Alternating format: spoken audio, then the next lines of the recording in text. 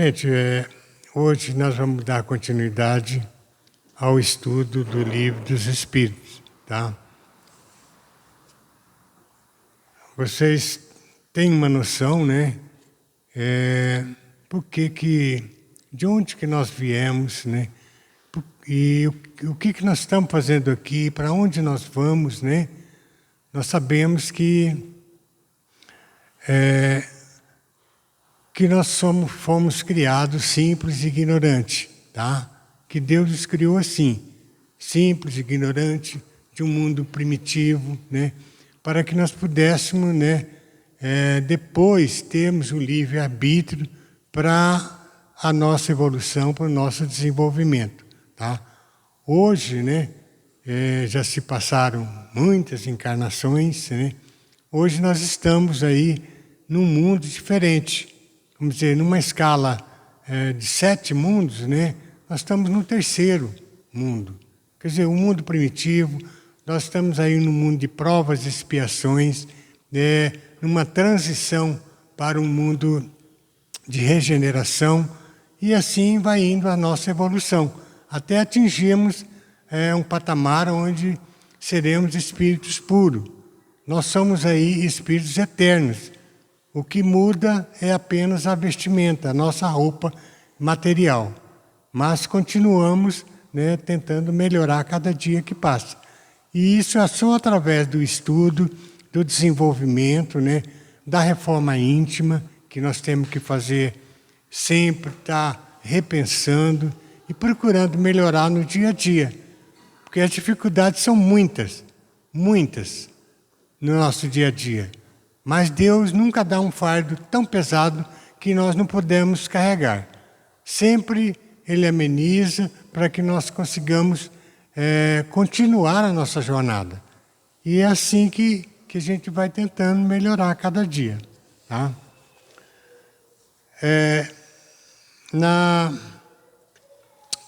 Nós paramos aí no capítulo 4, né? Nós vamos falar do sexo nos espíritos, na questão número 200. Allan Kardec pergunta aos espíritos, né? Tem sexo os espíritos? Os espíritos respondem, não como entendeis, pois que o sexo depende da organização. Entre eles há amor, simpatia, mas baseado na concordância dos sentimentos, tá? Você falou, tem espírito homem, espírito mulher? Não, não há sexo masculino, feminino, tá? Continuando, na questão 201, ainda nesse mesmo assunto, em nova existência, pode o espírito que animou o corpo de um homem animar o de uma mulher e vice-versa? Ele pode vir nessa encarnação ele é homem, na outra ele pode vir mulher? Claro, né? De certo, são os mesmos espíritos que animam os homens e as mulheres. Tá? Na questão 202, Kardec pergunta, quando errante, que prefere o espírito? Encarnar no corpo de um homem ou de uma mulher? O espírito errante, né? É quando ele desencarna, ele passa para a erraticidade, né? É um tempo que ele leva para se posicionar, para pensar, né? Para poder reencarnar de novo. Então, o que ele prefere? Encarnar no corpo de um homem ou de uma mulher? Isso, responde os espíritos, isso pouco importa. O que o guia na escolha são as provas que há de passar. Muitas vezes, quando ele vai reencarnar, ele vai escolher se ele vai vir homem ou mulher.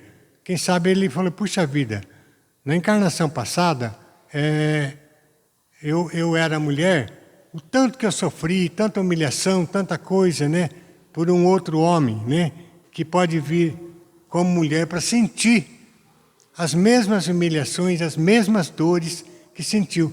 Então ele que vai escolher as provas que ele vai querer passar para assim ele quitar os seus débitos, né? O resgate, né? As dívidas de amor que ele tem, para poder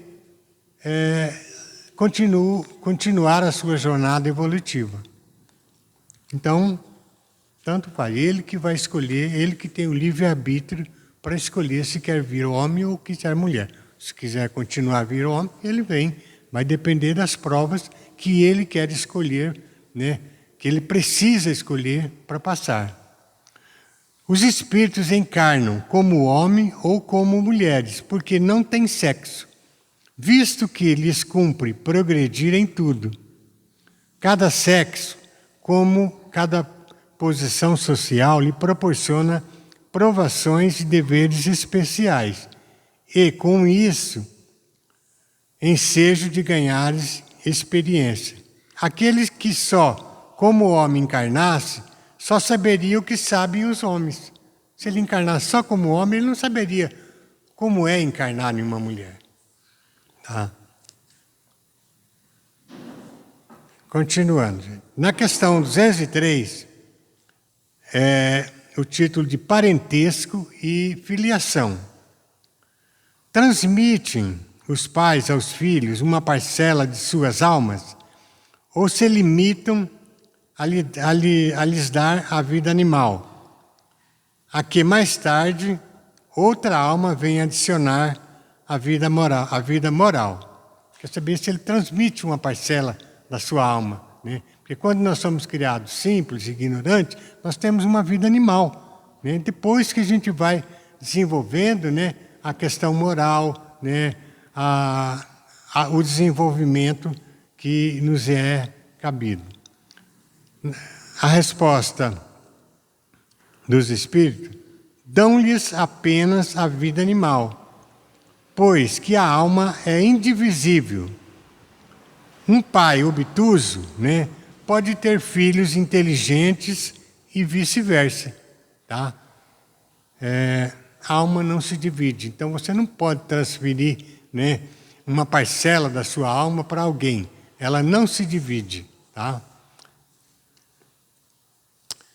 Na questão 304, uma vez que temos tido muitas existências, a nossa parentela vai além da que a existência atual que nos criou? A resposta: não pode ser de outra maneira. A sucessão das existências corporais estabelece entre os espíritos ligações que remontam às vossas existências anteriores. Daí, muitas vezes, a simpatia vem a existir entre vós e certos espíritos que vos parecem estranhos, às vezes de encarnações muito, né, pretéritas. Pode encarnar na sua família que talvez você não tenha conhecimento, achar que é um parente seu que desencarnou e voltou a encarnar naquela família. Tá? Pode ser de outra maneira. Então, essas sucessões, porque as encarnações, gente, são muitas. Para nós chegarmos aonde nós estamos agora, nós já passamos por um longo caminho. Muitas coisas. Deus que é tão bom, né, com a gente, que não permite que nós sabemos do passado nosso, o que nós fomos anteriormente, vamos dizer, na encarnação passada, os erros que nós cometemos, porque aí nós não conseguiríamos avançar, não conseguiríamos evoluir. Por cada erro que nós cometemos, que abominável. Então, Deus, na sua bondade divina, né, Ele não permite que nós lembremos do passado, dessas encarnações passadas. Quem sabe lá na época de Roma, nós estávamos lá, né, dessas encarnações, até chegarmos aqui melhores ainda, um pouco mais. 205. Há algumas pessoas, a doutrina da reencarnação se afigura destruidora dos laços de família. Como fazê-los anteriores à existência atual? Tem pessoas que acham que a reencarnação é uma destruição dos laços de família. Que ela morreu, pois ele não vai encarnar mais naquela família. Mas pode acontecer de reencarnar naquela família. A resposta: ela os distende, não os destrói, fundando-se o parentesco em afeições anteriores. Menos precários são os laços existentes entre os membros de uma mesma família. Essa doutrina amplia os deveres da fraternidade, porquanto no vosso vizinho ou no vosso servo pode achar-se um espírito a quem tenhais estado presos pelos laços da consanguinidade. Na letra A, ela, no entanto, não diminui a importância que alguns dão à genealogia, visto que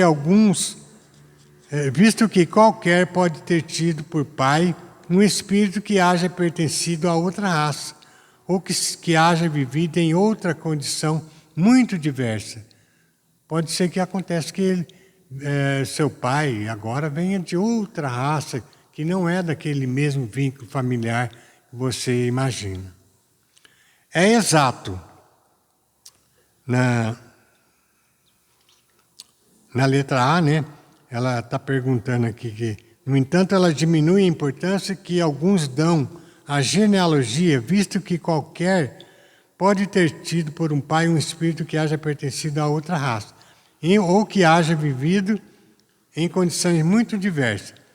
É exato, mas essa importância assenta no orgulho, os títulos, a categoria social, a riqueza. Eis o que esses tais veneram nos seus antepassados. Um que coraria de contar como ascendente honrado sapateiro, orgulhar-se-ia de descender de um gentil homem devasso. Digam, porém, o que disserem, ou façam o que fizerem. Não obstarão a que coisas sejam como são, que não foi consultando-lhes a vaidade que Deus formulou as leis da natureza. Então, não é por isso que Deus fez as leis da natureza para saber se um era rico, se era pobre, se era sapateiro ou não. Na questão 206, do fato de não haver filiação entre os espíritos dos descendentes de qualquer família, seguir-se-á que o culto dos avoengos seja ridículo. Os avoengos são aqueles que vêm dos avós, né? Como a mãe, né? Materno ou paterno, né? Então, falam até que os avós estragam os filhos, né? Porque trata com muito mimo, com muito doce, né? Então, essa é um culto, né? Dos avoengos que eles falam nesse caso. É a mesma coisa da mãe materna, né? E o paterno. De modo algum, diz os Espíritos, todo homem deve considerar-se ditoso, né, por pertencer a uma família em que encarnam espíritos elevados. Se bem os espíritos não procedam um dos outros, nem por isso menos afeição consagram aos que lhes estão ligados pelos elos da família, visto que muitas vezes eles são atraídos para tal ou qual família pela simpatia, ou pelos laços que anteriormente se estabeleceram, mas ficai certo que vossos antepassados não se honram com o culto que lhes tributais por orgulho. Em vós não se refletem os méritos que eles gozem, senão na medida dos esforços que empregais por seguir os bons exemplos que vos deram. Somente nessas condições lhe é grato e até mesmo útil a lembrança que deles guardais. Seriam dos avós, né? Às vezes, quando uma pessoa, às vezes a gente encontra uma pessoa assim, simpática, não sei, pela primeira vez que você vê, você percebe a simpatia de uma pessoa, né? Ou ao contrário, também é uma pessoa que você, pela primeira vez que você vê, puxa vida, parece que há uma certa repulsa, né? Isso advém de vidas passadas, né? Por isso que a gente fala que a gente não sabe, né? Não se lembra, né? Mas porque Deus infinitamente bom não permite que nós nos lembremos para que nós não possamos, para que nós possamos evoluir. 207. Parecenças físicas e morais. Os espíritos... Allan Kardec pergunta: frequentemente os pais transmitem aos filhos a parecença física. Transmitirão também alguma parecença moral? Quer dizer, além da física, que normalmente acontece, né, que a gente vê, parece com o pai, parece com a mãe. Será que a questão moral também pode transmitir?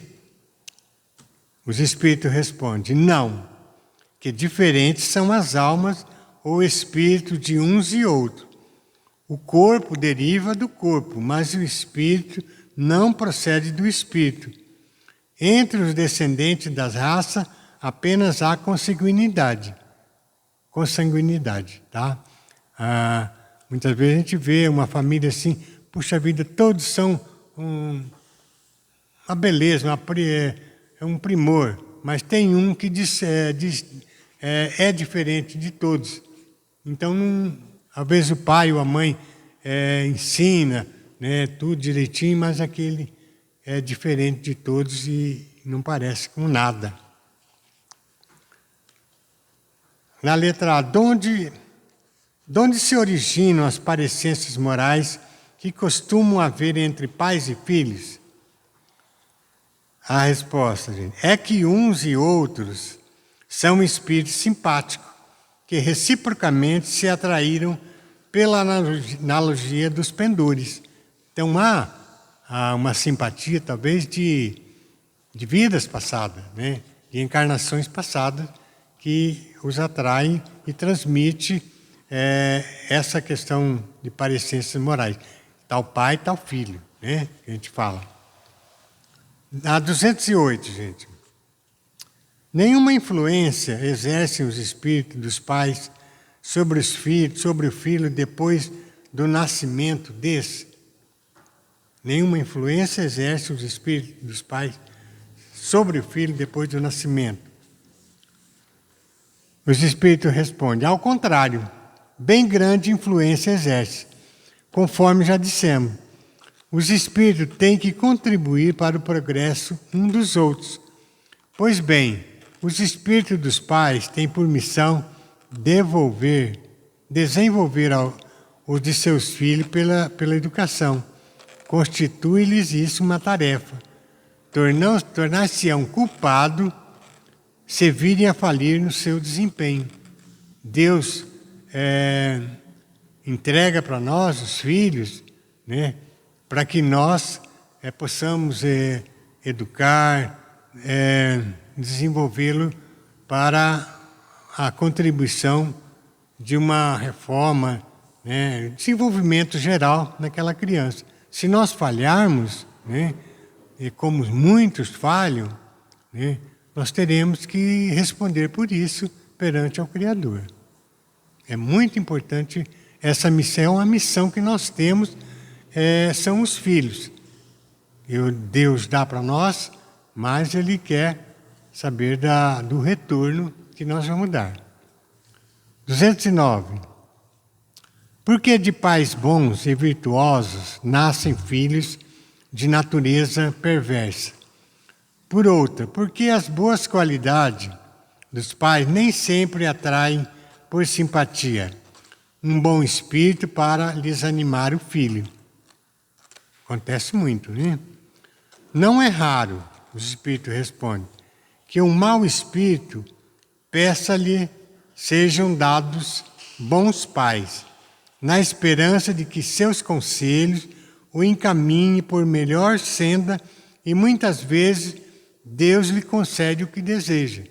Muitas vezes Deus concede isso para aquele pai, né? Mas pode acontecer daquele filho que não é um bom filho, né? Que vai pela senda do mal, tenha vindo para a prova dos pais. Talvez nem por ele, mas também para que os pais possam, né, sofrer as dificuldades que é, porque pelas encarnações passadas, que eles quitaram aí os débitos que eles devem. Na questão 210. Pelos seus pensamentos e preces, podem os pais atrair para o corpo informação do filho um bom espírito, de preferência a um inferior. O pai pode, pelas preces, atrair para o corpo informação do filho um bom espírito, de preferência a um inferior. Não, o espírito responde, mas podem melhorar o espírito do filho, que nasceu e está confiado. Esse é o dever deles. Os maus filhos são uma aprovação para os pais, é o que nós acabamos de falar. Às vezes os pais façam uma prece, oração para aquele filho que vai nascer, né? Mas isso vai depender, né, se aqueles filhos não são aprovação para ele.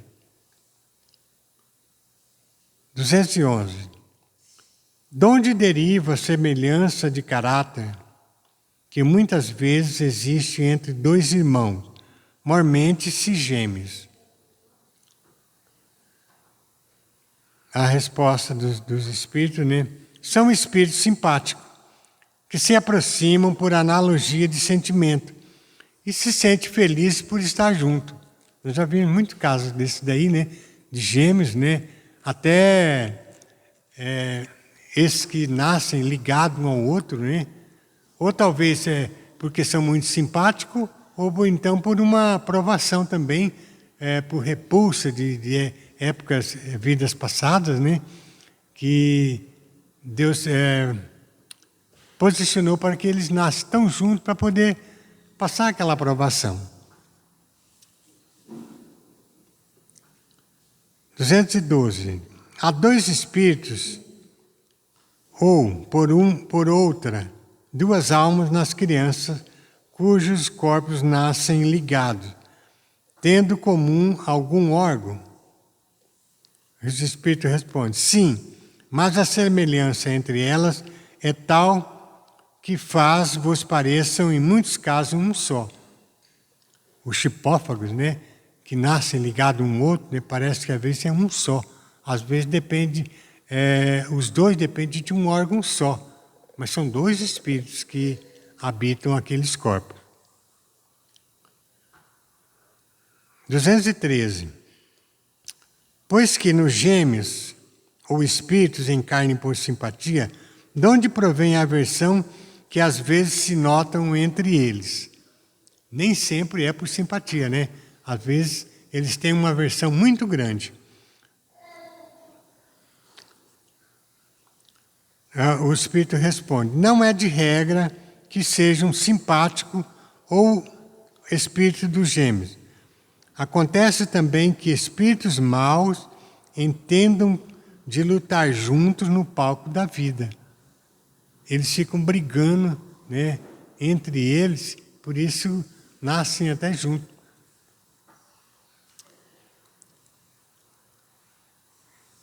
A 214. O que se deve pensar dessas histórias de crianças que lutam no seio materno? São apenas lendas, viu, gente? Para significarem quão inveterado era o ódio que reciprocamente se votavam. Figuram-no a se fazer sentir antes do nascimento dela. Em geral, não levais muito em conta as imagens poéticas. Tá? Às vezes eles se nascem ligados uma a outra, mas em outra encarnação eles sentiam muito ódio um do outro.